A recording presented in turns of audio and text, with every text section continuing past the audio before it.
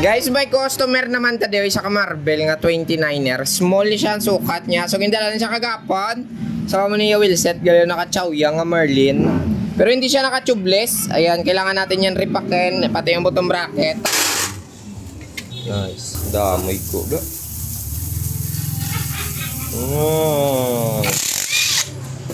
Ayan.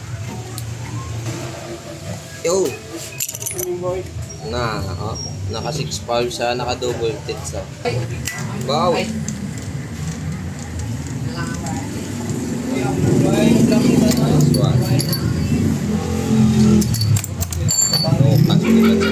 Ito na guys, nabuklasan natin yung kanya mga kasudlan. Kailangan na natin itong ugasan. So tara, ugas muna tayo. Badi po, tagal lamot. Iyak animal yaw. Gago!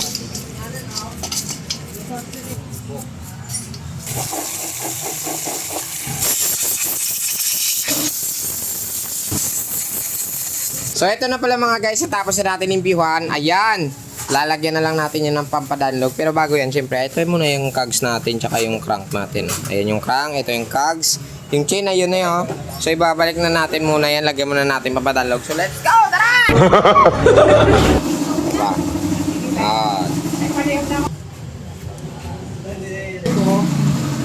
Nice this! Kakabit na lang yung bearing niya guys, tapos ano na lang, magkakabit na lang tayo ng mga preno, shifter, and then yung driller. Yun yung lilinisan natin mamaya. Yun yung medyo madugay-dugay talaga. Okay, that's all. Naugot mo na na? Nice.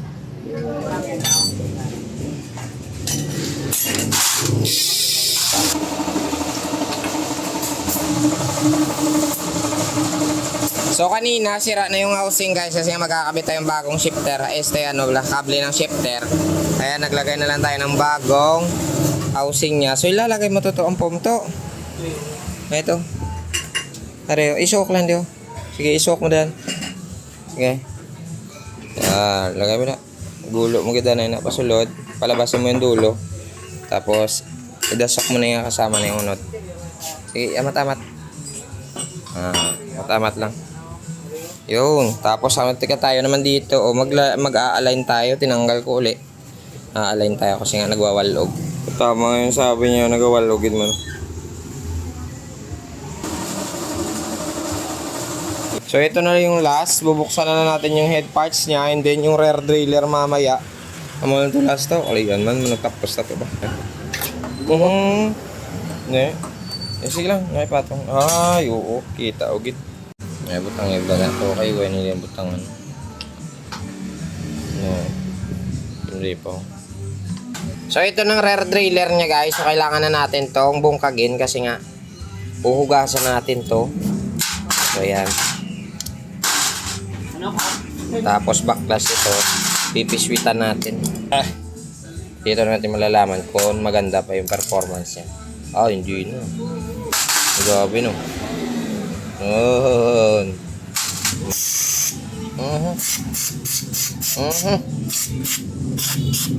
Finally natapos na natin gidman sa pagbungkag ang rear driller. So kailangan na natin ibalik para at least mabutangan na natin papadanlog. Kag masalpak na daw. Wala, naman na nakulang oh. So ito na kasi magbabalik na tayo ng kanyang mga kwan. Maglagay muna tayo ng papadanlog. Ayan, dito kasi ano. No. So yung mga guys, tapos na natin. So ito, pinalitan natin to. Kasi malaki na talagang gaywang niya. So bagong linis din to, pero hindi na natin yan ibabalik.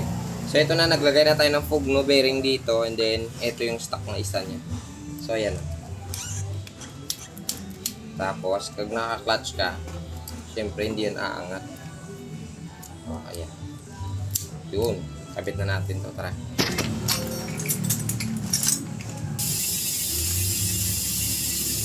Ayan. Grabe naman yung mga sumotaw.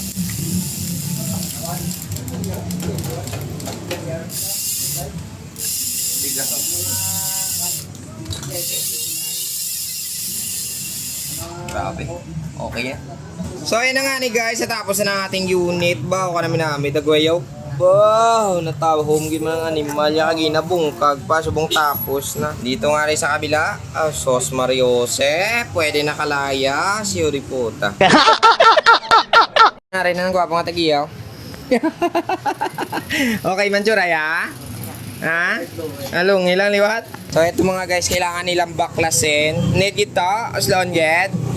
Alungan mo lang kayo pa si mataktak ang iyang priya ba?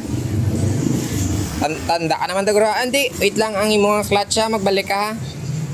Are, arang clutch yaw. Si ulipat ka. Yon, ibalik mo lang kung kay tigay mo spring. Nice one. Thank you. Ayan na, uuwi na sila. Igo man na sa likod. Ay, draman sa mo no. Tubang pa. Ikaw lang kaya. Yo, nasiptiw kinahugot kay Budlay na magkalapalos bla.